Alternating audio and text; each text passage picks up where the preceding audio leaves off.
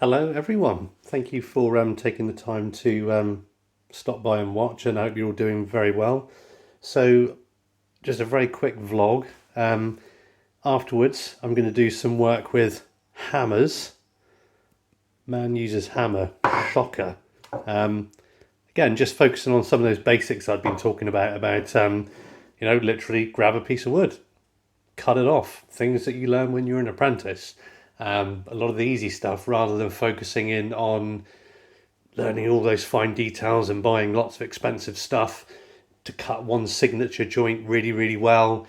It's like, well, actually, you can work on some gross movements which build that coordination. So when you come to do those finer bits of work, it's a bit easier. So, quick reason for the vlog is anybody who's taken the time to subscribe to this channel, I'm massively grateful for. It's I think I've done it for a couple of months now, maybe just over, and I didn't really expect to get anybody tuning in, and I didn't really do it to get people tuning in, whether people leave in their droves or come in their droves or it just stays the same. It makes no difference. If I just want to go and make a video, I'm going to make a video.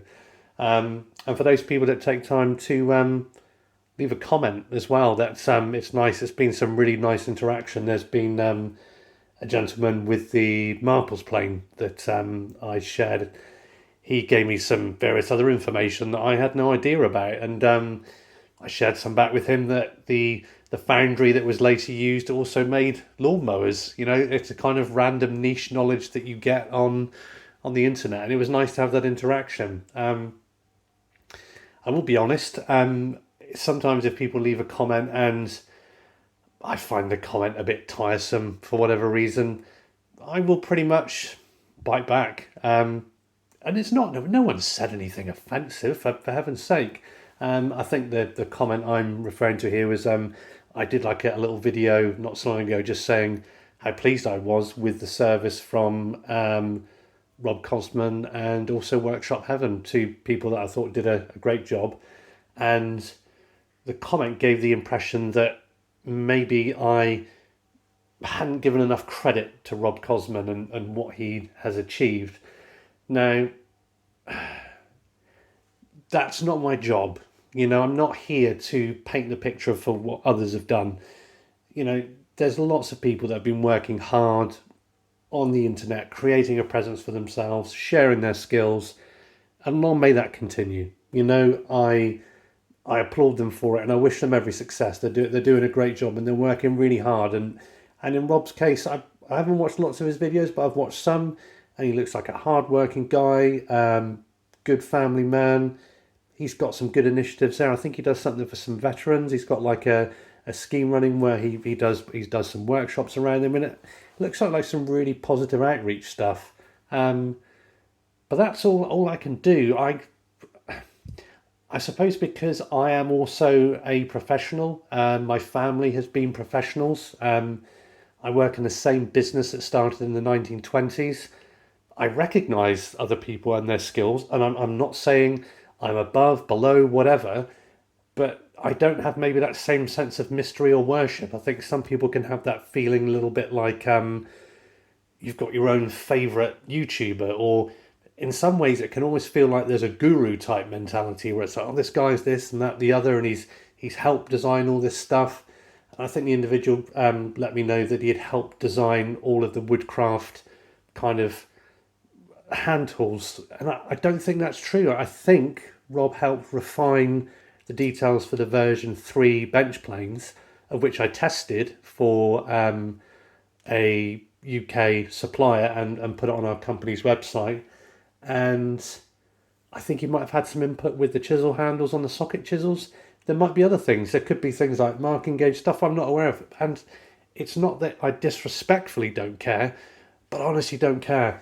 When I've got to look after my own family, I've got my own stuff to do. I'm having fun shooting some videos here, and I'm personally not looking at other YouTubers doing woodwork that much. I have in the past when I used to do YouTube videos some time back.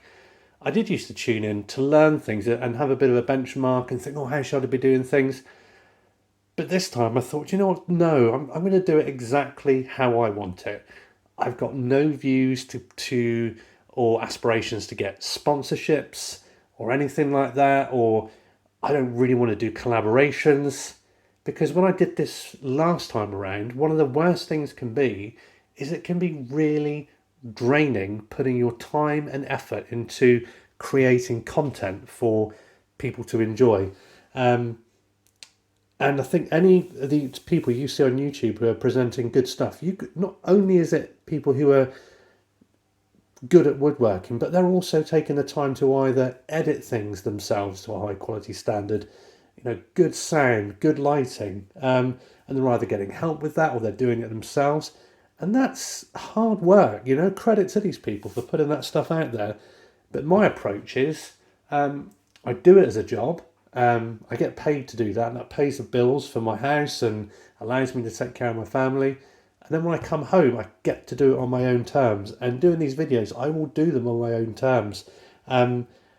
If I say something that might upset somebody, and if I've been offensive, I'll come back and go, look, I've reconsidered. I really shouldn't have said that. But to be honest, if people want to leave odd comments, I'll probably just engage you and go through that in the same way as I engage people with positive comments. It doesn't trouble me too much. And like my attitudes towards tools, for example, I popped a few here on the bench. There's understandably there's a lot of stuff where people they've got something to share. They've come up with maybe I don't know, like a device or a bolt-on or something like that. I don't know how to explain it with woodworking, because it's not a language I understand. But like for me, it's like this square I made myself from scraps of beech, and it's a beautiful thing. I made two others. They graduate down in size, and that's as accurate for woodworking on this size as anything else I want. And if I want to adjust it, I can just adjust it with a plane, and it's perfect again.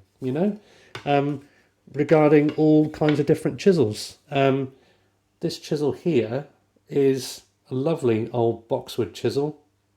Now, again, there's lots of modern makers, and you see I did the Nerex Richter video, which that's had a lot of views, and I'm really grateful for anybody that's tuned in and seen that one. But do you know what? There isn't much you can do to improve on that design. That is a knockout. That's really, really good. Just a standard number 4 Bailey bench plane. For smoothing work and for general work at the bench, there is nothing you need to do to this. For me, other people might want to adapt it. And again, it's not that I don't care in a negative way. It's just like I have no interest. If they're changing it, that's brilliant. If they're getting some advantage for the work they're doing, brilliant. Their situation's different than mine. I can't understand all that stuff. This sharpening stone, this outlasted the craftsman that had it before. I'm never going to wear that out. That's going to probably last for 2 or 3 people. People are going to wear out their diamond plates much quicker than they're ever going to wear out that. But I'm not telling people to go and buy those. You go and buy what you want. I'm not going for guru status. I'm not going for massive subscriber counts. If people want to come in and enjoy what I'm doing, that's brilliant. If they don't, that's also fine. A simple jack plane, that's such a delight to use. I think all you guys who enjoy your metal bench planes, and I think maybe if you're closer to the machine side of things, you might not enjoy that so much. But if you want to take that step a bit closer to working by hand, you can have a lot of fun with something like that. And we'll get onto that into some future videos. You can see how I use it. And again, you'll find other people who use them differently. But if I mention somebody else, and I'm quite relaxed about it, and I say, I know that a chap called Rob Cosman or whatever, it's just, I'm not going to reel off all their achievements. It's not a, this is your life moment. And, just these videos I'm going to do, they're going to be very simple. I'm not going to be doing what I did before, which is setting up this kind of pretend workshop space.